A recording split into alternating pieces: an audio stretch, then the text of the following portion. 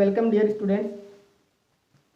आज हम एक नया टॉपिक स्टार्ट करने जा रहे हैं जिसका नाम है वॉइस। नाम दिया गया है वॉइस। सबसे पहले हम बात करें वॉइस के बारे में। एक ऐसा टॉपिक है जो कक्षा 8, 9, 10, 11 की जो इंग्लिश ग्रामर है उसमें दिया गया है। साथ ही कंपटीशन की हर एग्जाम में एक्टिव पैसिव से 2 से 3 क्वेश्चन जरूर पूछे जाते हैं। तो हम अब स्टार्ट करने जा रहे हैं एक्टिव और पैसिव वॉइस।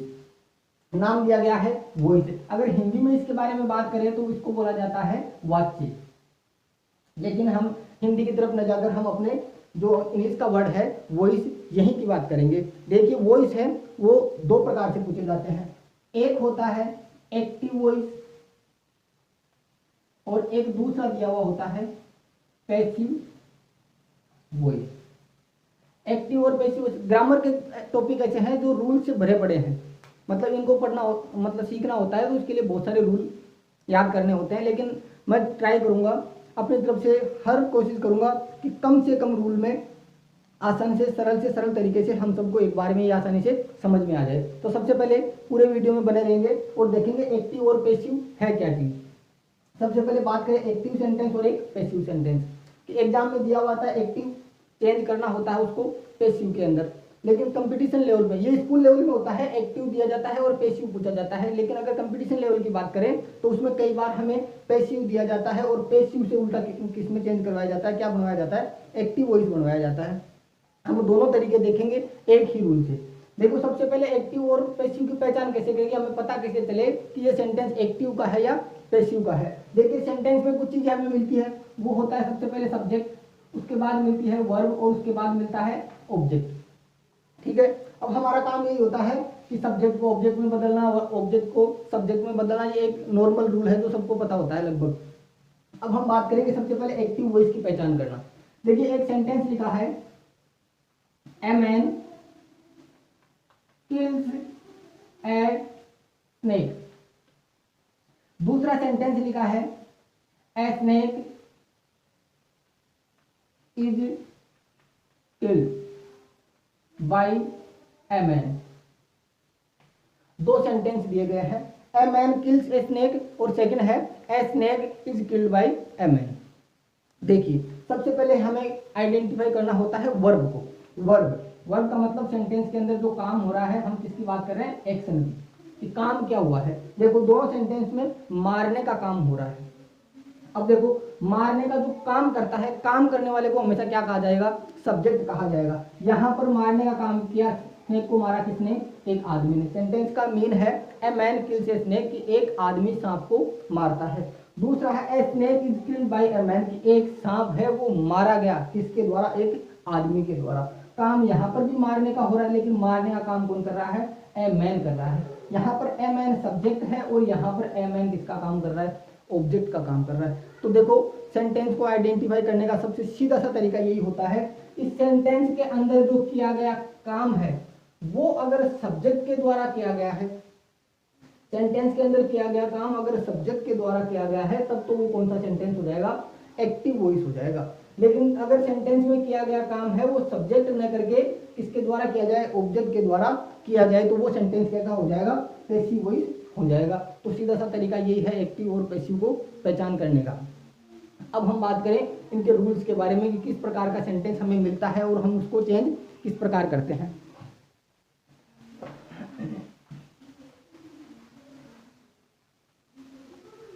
देखिए एक सिंपल सा रूल होता है इनको चेंज करने का।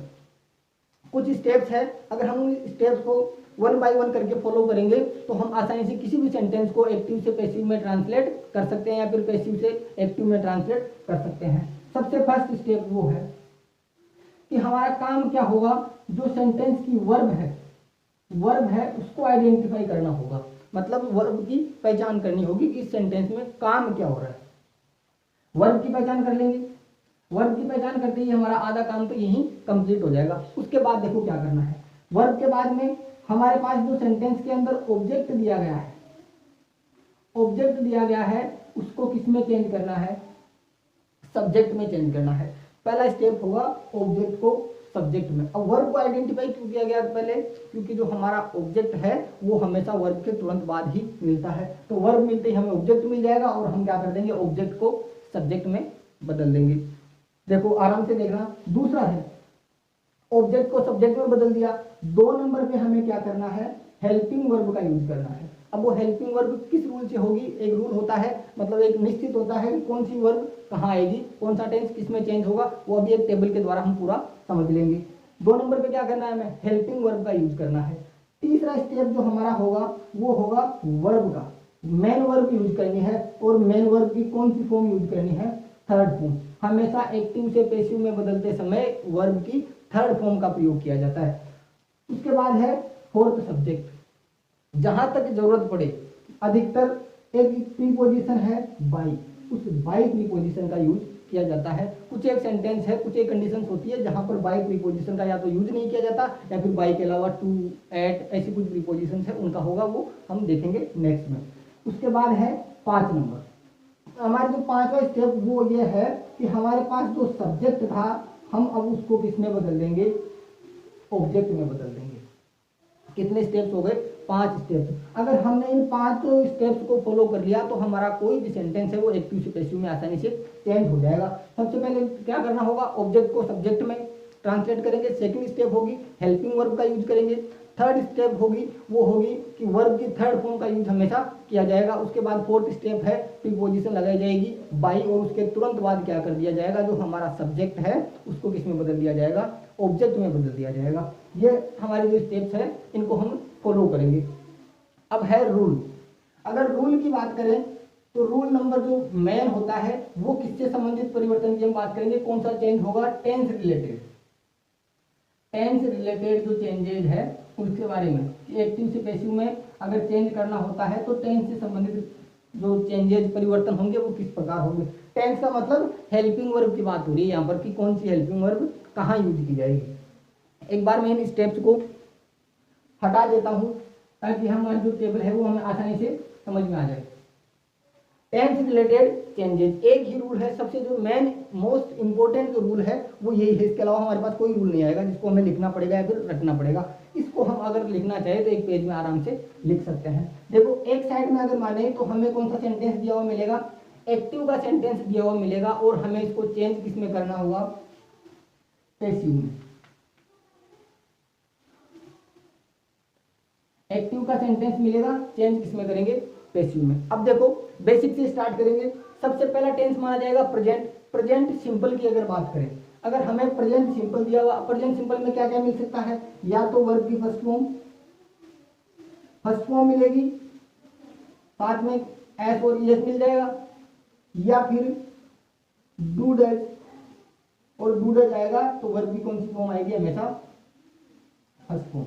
प्रेजेंट सिंपल में यही होता है कि जो हमारे पास अफर्मेटिव सेंटेंस होता है उसमें हेल्पिंग वर्ब का यूज नहीं किया जाता, फर्स्ट फॉर्म के साथ एस और ईएस का यूज किया जाता है। और अगर नेगेटिव, इंट्रोगेटिव नेगेटिव सेंटेंस है तो डू डज हेल्पिंग वर्ब का यूज होगा, और हेल्पिंग वर्ब आते ही क्या आ जाएगी, हमारे पास मेन वर्ब की फर्स्ट फॉर्म आ जाएगी। प्रेजेंट सिंपल टेंस हो गया।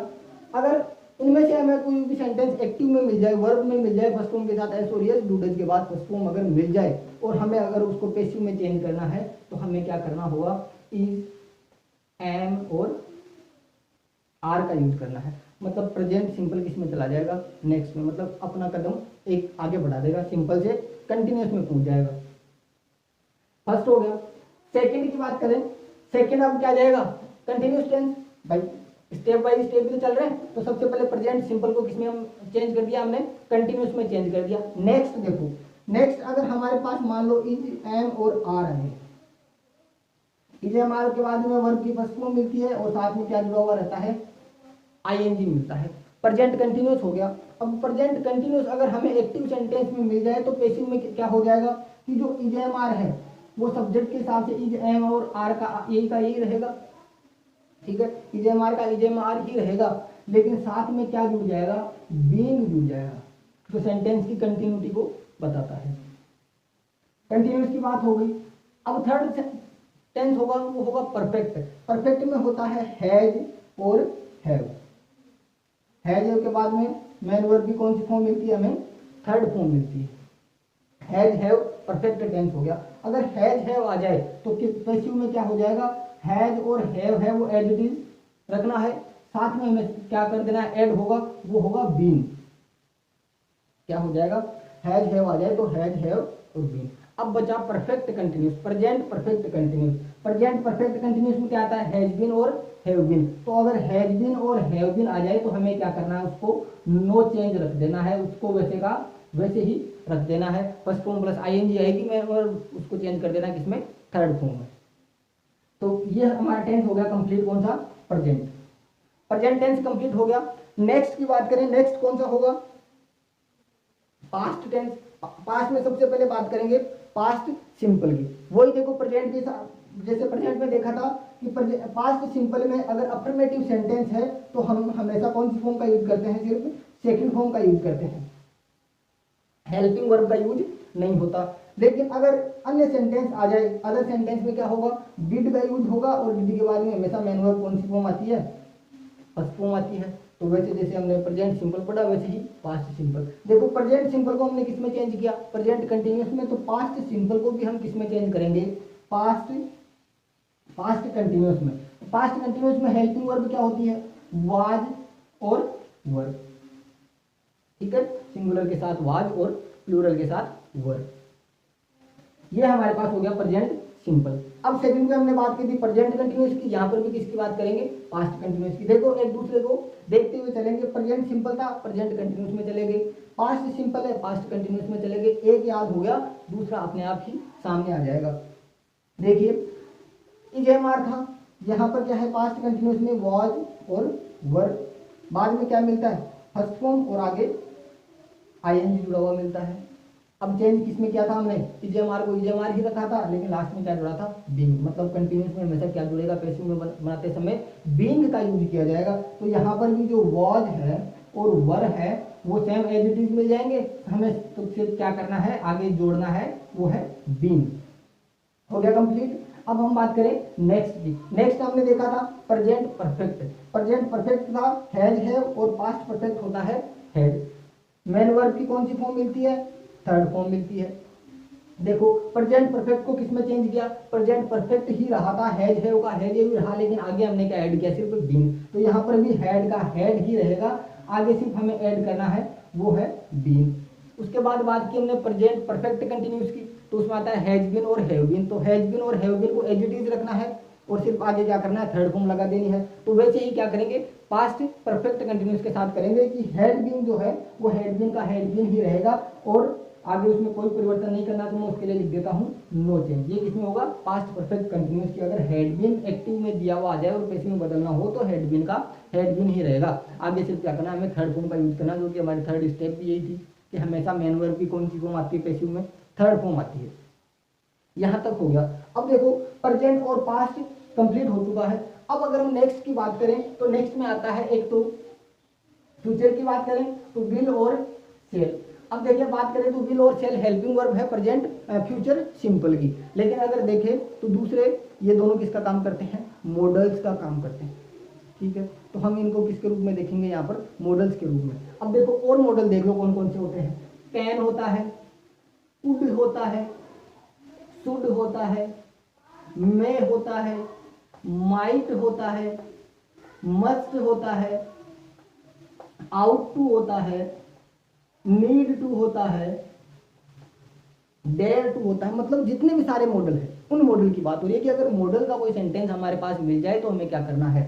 तो देखो एक्टिव में मॉडल मिलेगा और मॉडल के बाद में हमेशा कौन सी फॉर्म मिलती है, मेन वर्ब की फर्स्ट फॉर्म ही आती है कि मॉडल हमेशा अपने बाद में फर्स्ट फॉर्म ही लेता है। तो यहाँ पर भी क्या मिलेगी, हर मॉडल के बाद में फर्स्ट फॉर्म ही मिलेगी। अब अगर हमें किस में चेंज करना है, इसको पैसिव में चेंज कर रहे हैं, तो पैसिव में चेंज करने के लिए जो मॉडल है वो मॉडल ऐसे का ऐसे ही रहेगा। कैन आ गया तो कैन, मस्ट आ गया तो मस्ट, शुड आ गया तो शुड, कुड आ गया तो कुड, वुड है तो वुड। मॉडल का नाम ऐसे का ऐसे, जो मॉडल था उसको वैसे का वैसा एज इट इज लिख देंगे, लेकिन साथ में उसके साथ कौन क्या जोड़ देंगे, प्लस बी जोड़ देंगे।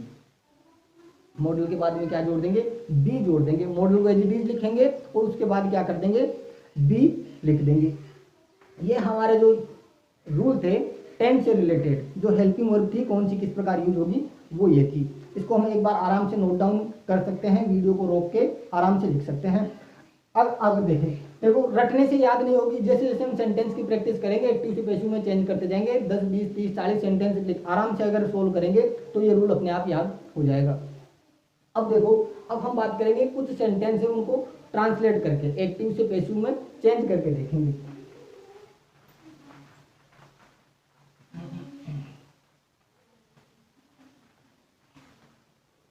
चेंज करने से पहले सबसे पहले देखेंगे जो हमारी स्टेप्स थी उनकी स्टेप्स की बात करेंगे कि एक्टिव से पैसिव में चेंज करने के लिए हमने कौन कौन सी स्टेप देखी थी, कितनी स्टेप थी, 5 थी। सबसे पहले क्या किया था हमने, ऑब्जेक्ट को किस में चेंज किया, सब्जेक्ट में चेंज किया। सेकंड क्या थी, हेल्पिंग वर्ब का यूज किया। थर्ड क्या थी, मेन वर्ब की थर्ड फॉर्म का यूज किया। फोर्थ स्टेप थी प्रीपोजिशन का यूज करना था, वो थी बाय प्रीपोजिशन। मैंने बताया कि हर जगह बाय प्रीपोजिशन का यूज नहीं होता, या तो कई जगह ये सिचुएशन आएगी कि या तो बाय प्रीपोजिशन है वो यूज नहीं की जाएगी, और कई कुछ सेंटेंस होता है, रेयर सेंटेंस ऐसे हैं जो फिक्स है, उनमें एट, ऑन, इन ऐसी कुछ प्रीपोजिशन है उनका यूज भी किया जाता है। बाय के बाद में हमने क्या क्या किया था, सब्जेक्ट को ऑब्जेक्ट में। हमारे पास टोटल कितनी स्टेप्स हो गई, 5 स्टेप्स है। हमें इन 5 स्टेप्स को फॉलो करना है, सेंटेंस हमारा एक्टिव से पैसिव में आसानी से चेंज हो जाएगा। देखिए सबसे पहले मैं एक बार लिख के देखता हूं कि ए बॉय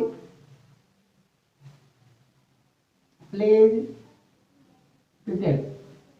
इजी सेंटेंस देखेंगे, इजी से हम आगे की ओर आगे बढ़ जाएंगे। सबसे पहले देखो, पहला काम क्या था, वर्ब को आइडेंटिफाई करना। अगर वर्ब हमने आइडेंटिफाई कर ली, अगर वर्ब की पहचान कर ली, तो हमारा आगे का सेंटेंस है, आगे का जो काम है वो आराम से बहुत इजी हो जाएगा।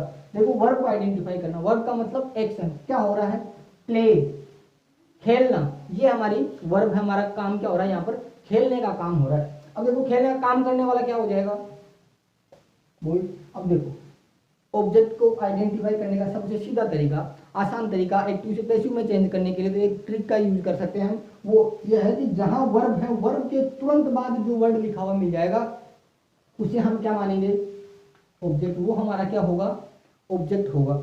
दूसरा, अगर रूल देखें ग्रामेटिकली, अगर हम देखें ऑब्जेक्ट को आइडेंटिफाई की, how to identify an object in any sentence, की किसी भी सेंटेंस में अगर हमें ऑब्जेक्ट को आइडेंटिफाई करना हो, ऑब्जेक्ट की पहचान करनी हो, तो उसके लिए क्या किया जाता है। देखिए सिंपल सी बात है, 2 क्वेश्चन पूछो, उस वर्ब से, सब्जेक्ट से 2 क्वेश्चन पूछे जाएंगे। पहला होगा व्हाट, मतलब क्या, और हूं, मतलब किसको। अगर ये हमें जवाब मिल गए, मतलब वो ही क्या हो जाएगा, इनका जो जवाब है वो ही हमारा क्या होगा, ऑब्जेक्ट। देखो ए बॉय, एक लड़का प्लेज खेलता है। देखो क्वेश्चन पूछ के देखो, पहला यहां से स्टार्ट करो, व्हाट कि क्या खेलता है, वो लड़का क्या खेलता है, क्रिकेट खेलता है। क्या खेलता है, क्रिकेट, मतलब हमें जवाब मिल गया, मतलब हमारा ऑब्जेक्ट क्या हो गया यहाँ पर, क्रिकेट। ट्रिक से भी तो यही था कि वर्ब के तुरंत बाद में जो भी वर्ड मिलेगा वो हमारा किसका काम करेगा, ऑब्जेक्ट का काम करेगा। लेकिन फिर भी अगर नहीं कि हमें विश्वास नहीं हो, खुद पे विश्वास नहीं हुआ, फिर मैं मतलब थोड़ा कंफ्यूजन हो, कंफ्यूजन की अगर सिचुएशन आ जाए तो उस सिचुएशन में हमें क्या करना है, 2 क्वेश्चन आज पुटअप करने हैं हमें। फर्स्ट क्वेश्चन होगा वोट का, कि अगर वोट का हमें जवाब मिल गया, नहीं मिला, मिल गया तो वो क्या होगा, ऑब्जेक्ट। नहीं मिला तो नेक्स्ट पे चले जाएंगे, नेक्स्ट बोलेंगे होम की किसको। जैसे पीछे हमने स्टार्ट में एक सेंटेंस देखा था, a man kills a snake, कि एक आदमी ने सांप को मारा। किसको मारा, क्या मारा, या सांप मारा, या फिर किसको मारा, सांप को मारा। मतलब हमें क्या हो रहा है, व्हाट और हूम दोनों में से किसी अगर एक का भी जवाब मिल गया तो वो हमारा क्या हो जाएगा, ऑब्जेक्ट हो जाएगा। क्लियर। अब हम आगे बात करें, वर्ब मिल गई, वर्ब हमने आइडेंटिफाई कर ली, वर्ब के तुरंत बाद हमें क्या मिल गया, ऑब्जेक्ट। और खेलने का काम है, मतलब एक्शन जो कर रहा है वो कौन है, वो ये क्या हो जाएगा, सब्जेक्ट। अब देखो स्टेप्स को फॉलो करना शुरू करेंगे। वर्ब आइडेंटिफाई होगी, सब्जेक्ट वर्ब ऑब्जेक्ट सब मिल गया हमें। अब देखो सबसे पहले ऑब्जेक्ट को क्या करना है, सब्जेक्ट में ट्रांसलेट करना है। ऑब्जेक्ट हमारे पास क्या है, क्रिकेट। ये लो क्या बना दिया हमने इसको, सब्जेक्ट। सेकंड पे क्या करना है, हेल्पिंग वर्ब का यूज करना है। अभी हमने जस्ट एक टेबल बनाई थी, उसमें था प्रेजेंट सिंपल वर्ब की फर्स्ट फॉर्म प्लस एस और ईएस, उसको चेंज किया था प्रेजेंट कंटिन्यूअस में। और प्रेजेंट कंटिन्यूअस में क्या होता है, इज, एम और आर का यूज करना होता है। सिंगुलर सब्जेक्ट होगा इज, एम होगा आई के साथ और आर होगा प्लूरल के साथ। क्रिकेट है सिंगुलर सब्जेक्ट है किसका यूज हो जाएगा। फर्स्ट स्टेप थी ऑब्जेक्ट को सब्जेक्ट में बदल दिया, सेकंड स्टेप थी हेल्पिंग वर्ब को किस में चेंज कर मतलब हेल्पिंग वर्ब थी उसका यूज कर दिया, वो हमारे रूल के अकॉर्डिंग आ गया। अब बात करें थर्ड स्टेप, वो है थर्ड फॉर्म का यूज करना। प्ले की थर्ड फॉर्म क्या होती है, प्लेड। प्ले की थर्ड फॉर्म क्या होती है, प्लेड। फोर्थ स्टेप क्या होगी हमारे पास कि हमें किसका यूज करना होगा, बाई का यूज करना होगा, ये लो बाई का यूज कर दिया। फिफ्थ स्टेप क्या होगी, सब्जेक्ट को किस में बदल देना है, ऑब्जेक्ट में। हमारा सब्जेक्ट का ए बॉय यहाँ पर क्या हो जाएगा, ए बॉय। ये हमारा एक्टिव था, हमने इसको चेंज किस में कर दिया, पैसिव में। वो स्टेप्स है, आराम से फॉलो करके देखिए। एक एग्जांपल और देखेंगे, he is making food for the family. Sentence लिखा है he is making food for the family. हमारा फर्स्ट काम क्या था, वर्ब को आइडेंटिफाई करना। वर्ब को आइडेंटिफाई करेंगे, वर्ब होगा एक्शन, काम, काम क्या हो रहा है, मेकिंग, बनाना। ये हमारी क्या हो गई, वर्ब हो गई। फिर कहा था ऑब्जेक्ट को आइडेंटिफाई करने का सबसे सीधा तरीका कि वर्ब के तुरंत बाद में जो भी शब्द लिखा हुआ मिलेगा वो हमारा क्या होगा, ऑब्जेक्ट होगा। यहाँ पर क्या लिखा है, फूड लिखा है।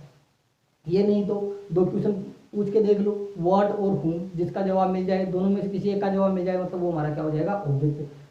ही इज मेकिंग, वह बना रहा है, क्या बना रहा है, व्हाट, सबसे पहले व्हाट से स्टार्ट कर लो, क्या बना रहा है, खाना बना रहा है, मतलब जवाब मिल गया, ऑब्जेक्ट भी क्या हो गया, फूड। तो डायरेक्ट देख लो, वर्ब के तुरंत बाद हमें हमेशा क्या मिलेगा, ऑब्जेक्ट मिलेगा। और नहीं पता चल रहा तो दोनों में से ये क्वेश्चन पूछ के देख लो। अब देखो हमारा काम हो चुका लगभग, ये सब्जेक्ट हो गया, ये हेल्पिंग वर्ब हो गई, ये वर्ब हो गई, ये ऑब्जेक्ट होगी। इसको हम अदर वर्ड की कैटेगरी में डाल देंगे। अब देखो सबसे पहला काम, स्टेप पे चलेंगे, 5 स्टेप थी। पहला काम था ऑब्जेक्ट को किस में बदल दो, सब्जेक्ट में। ऑब्जेक्ट क्या है, फूड, क्या करना था, सब्जेक्ट बनाना था, बन गया।